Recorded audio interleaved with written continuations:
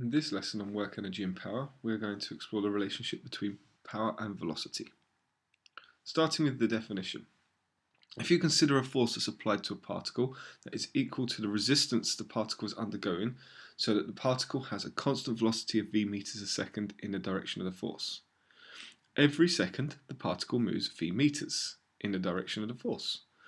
This results in the following relationship between power and velocity. If work done per second equals force times displacement, and the displacement is just equal to the velocity, since the velocity represents v equals, let's say, a meters a second. I should just change that to v meters a second. Then the displacement is v every second, and so the work done per second is just simply force times velocity. And therefore we get the relationship that power equals force times velocity. Okay, so this can be extended. More generally, if the angle between the force and the velocity is theta, then what we get is power equals force times velocity cos theta. And this is just a rearrangement of taking the component of the force acting in a direction, F cos theta, times V. And it's worth just noting at the end of this, if the force or the velocity is variable, this relationship still actually holds true. So let's have a look at some examples.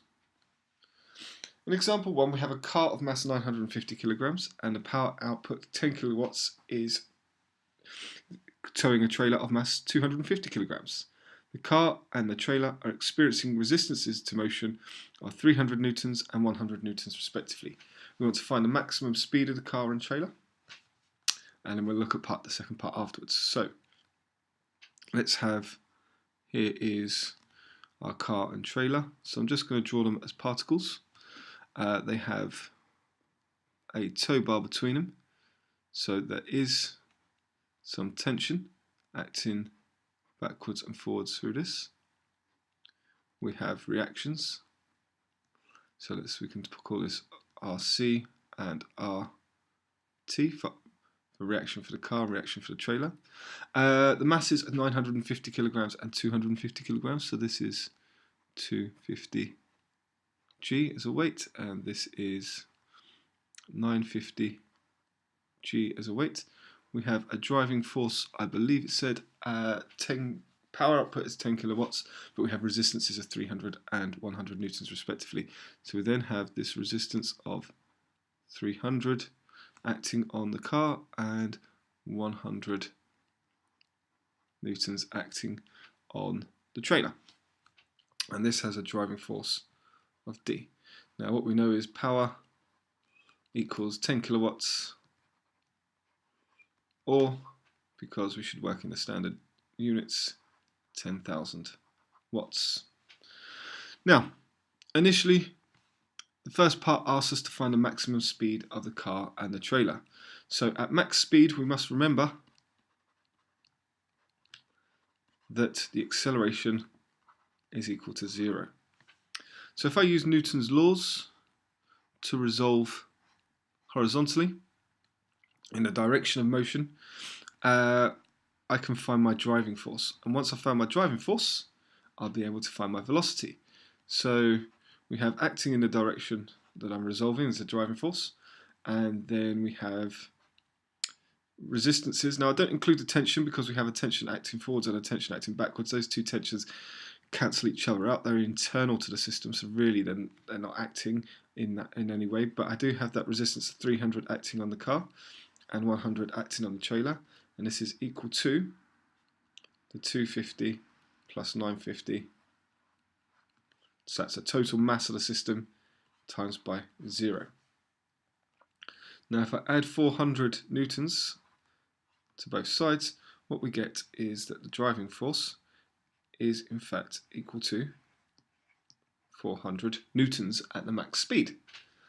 So therefore, if I want to find a power, or the velocity should I say, we can use the relationship power equals force times velocity.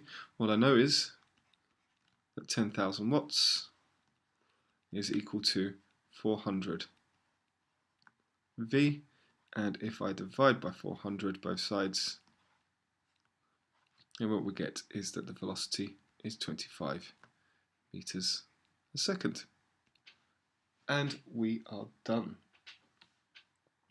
Okay, so let's look at the next part of the question.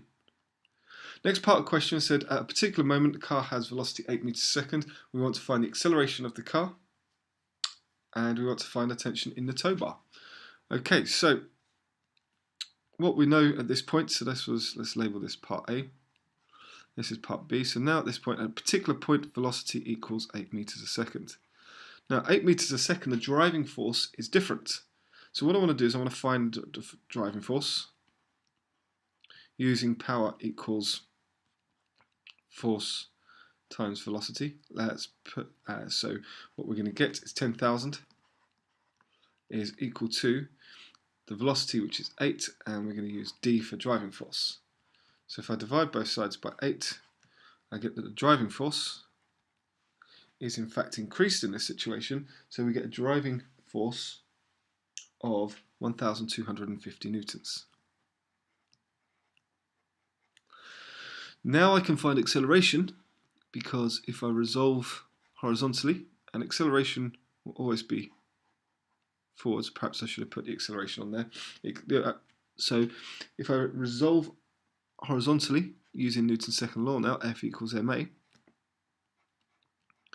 what we're going to get is that the d, which is 1250, take away the 300 newtons resistance to the car, take away the 100 newtons resistance to the trailer.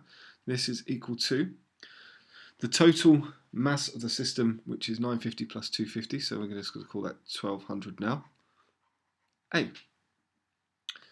And so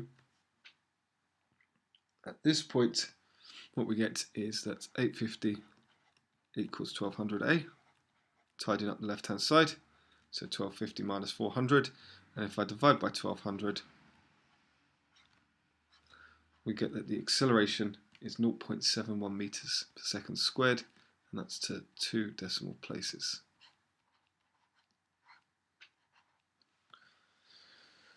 Okay, now part C.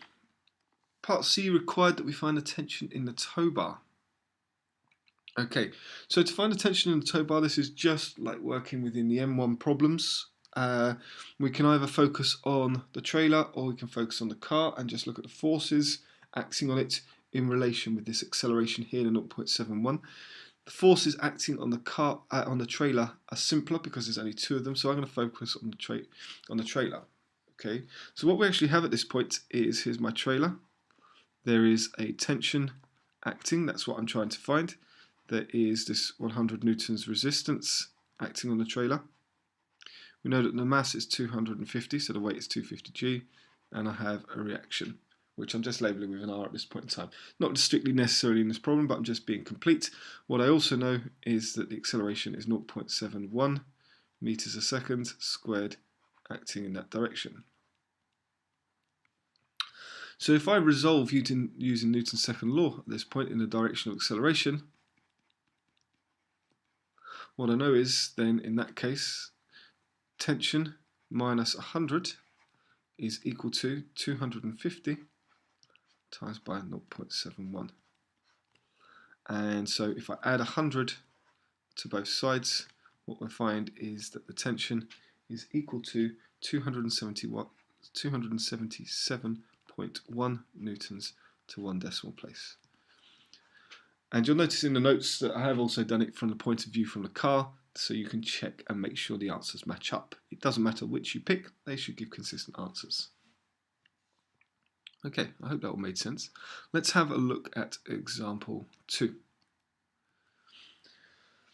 Example 2 tells us a car of mass 1,000 kilograms travels up a hill inclined at 15 degrees to the horizontal against a constant resistance to motion of 200 newtons.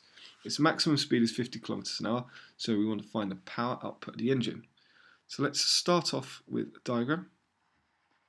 Here's my slope. Here's my car. My car weighs 1,000 kilograms, so it has a mass of of 1,000 G. Acting, so doing my crosshairs on the slope, we have a reaction acting on the car. There is a driving force pushing the car up the slope, and I believe the resistances were 200 newtons. So we have the resistance 200 newtons. Here we have an angle of 15 degrees. So this makes this 15 degrees, and this angle here will be 90 minus 15, so we get 75 degrees. Okay, and other information I'm given, maximum speed is 50 kilometers an hour. So max V equals 50 kmh. Okay, so let's have a look to see what the question is asking. It says here we want to find the power output of the engine. Okay, so what we're going to do is we're going to use the maximum speed and find a driving force at the maximum speed in order to find the power. So finding the maximum speed, I've got it in kilometers an hour. Just to turn it into meters per second, what I'm going to do is I'm going to times it by 1,000 to change it into meters.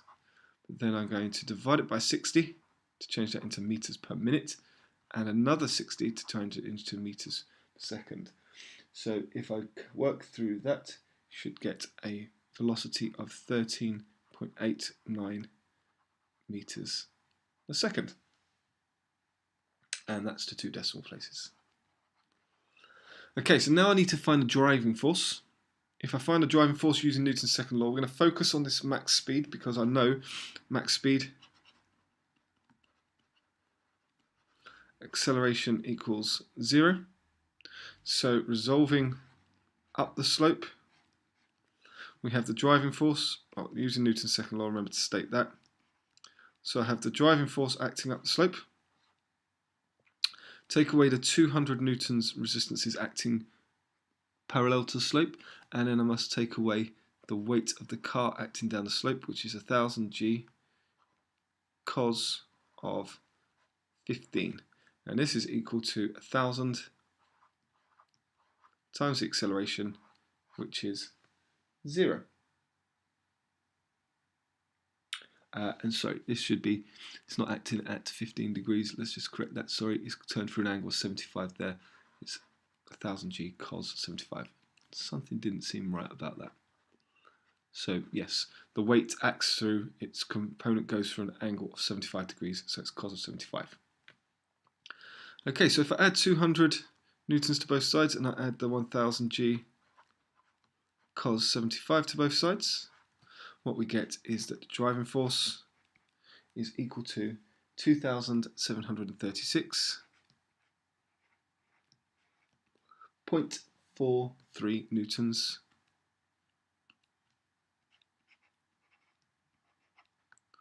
to 2 decimal places.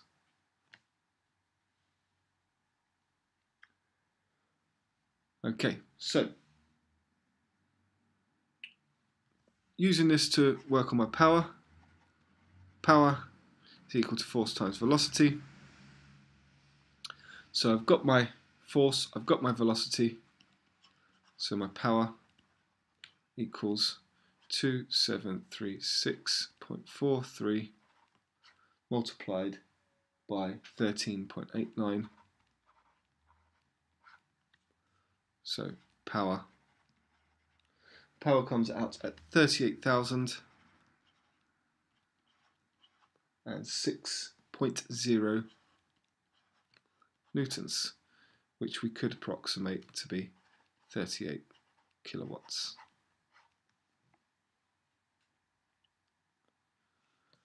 Okay.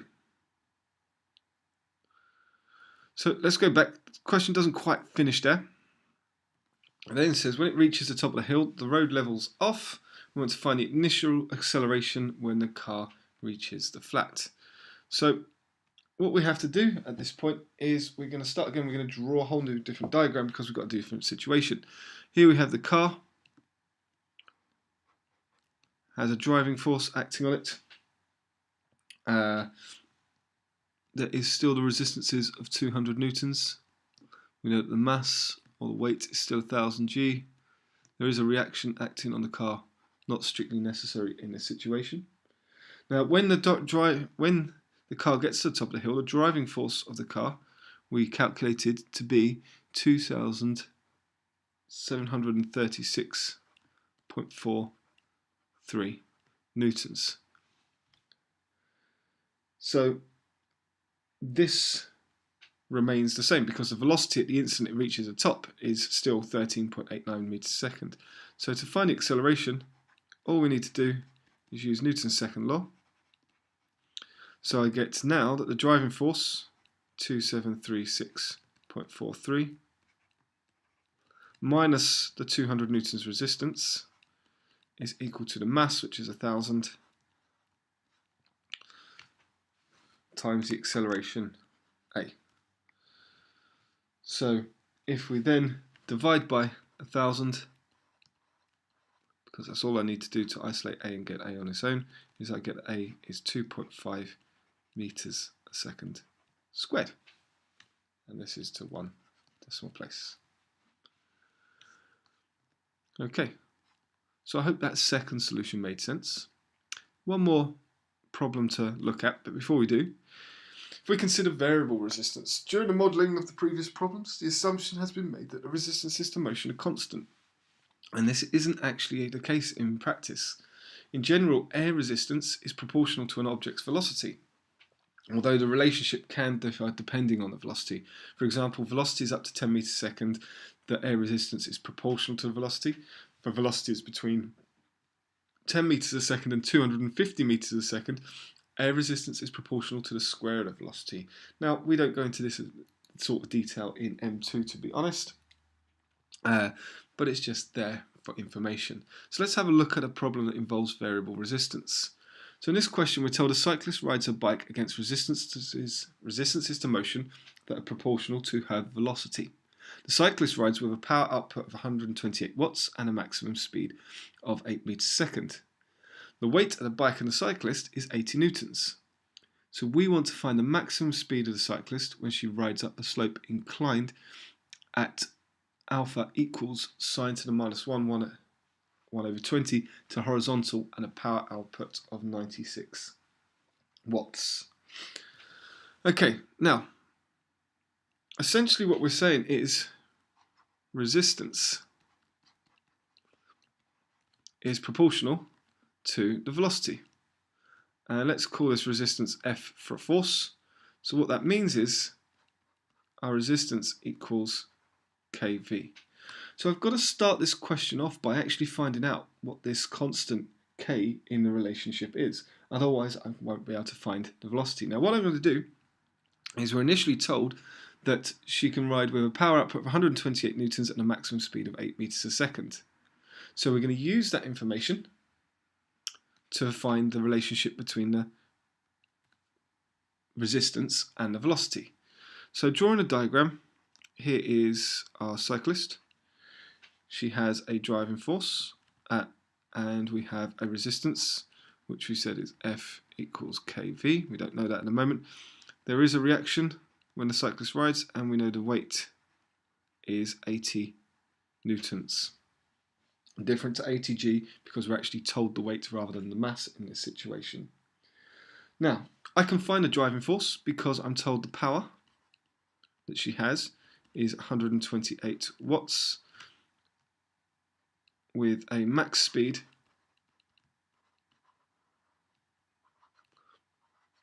of 8 meters a second.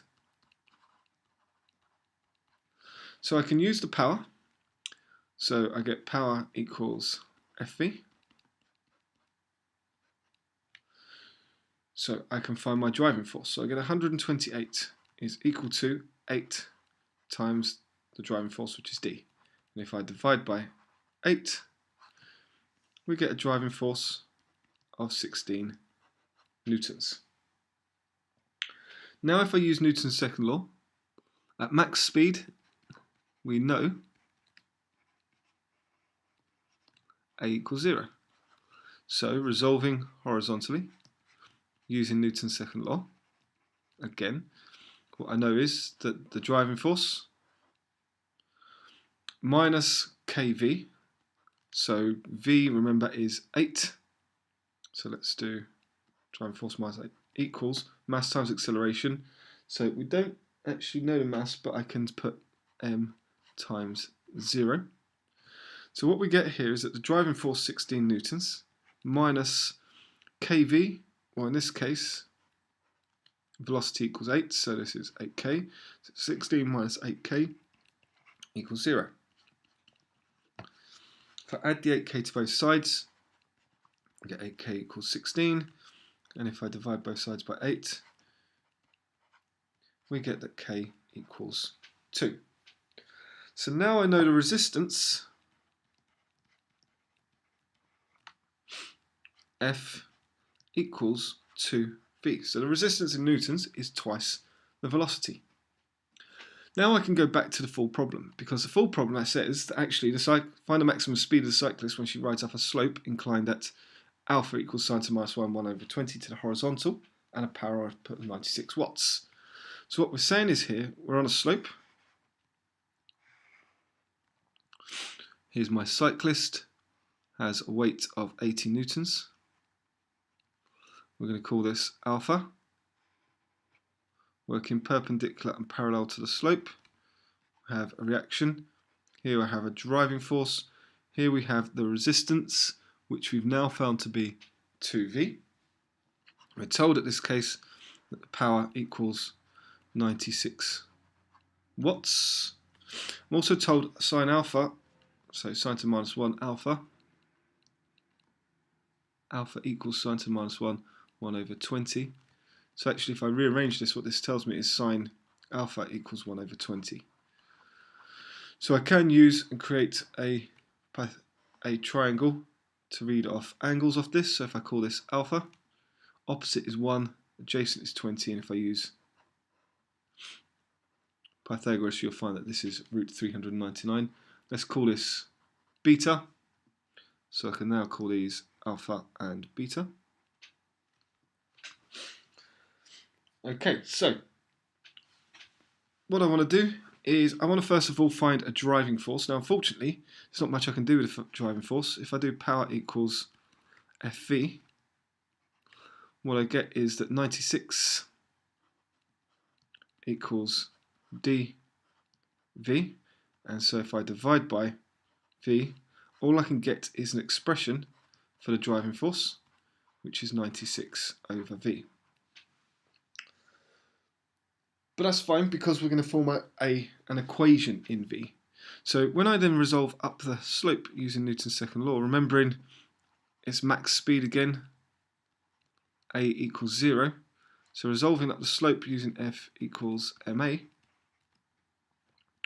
what we're going to get is the resistance, the driving force up the slope is 96 over v. The resistance is 2v. We've also got to take away the weight, the component of the weight acting down the slope, so that's going to be 80 cos beta, and this is going to be equal to m times 0. Now from this, cos of beta, adjacent over the hypotenuse, that is also equal to 1 over 20. Let's clarify this. I don't know why we've put 1 over 200 here. So finishing off, cos beta, I get 1 over 20 times 80. So what happens here is we get 96 over v minus 2v minus 80 equals 0. Now I've got an equation in v to solve. So let's multiply everything by v, so that we get 96 minus 2v squared minus 80v equals 0. At this point I'm going to divide by minus 2 because everything's even, so it's going to change the quadratic term into a positive and a single one. So what I'm going to get left with is v squared. Divide 80v by 2, I get plus 40v.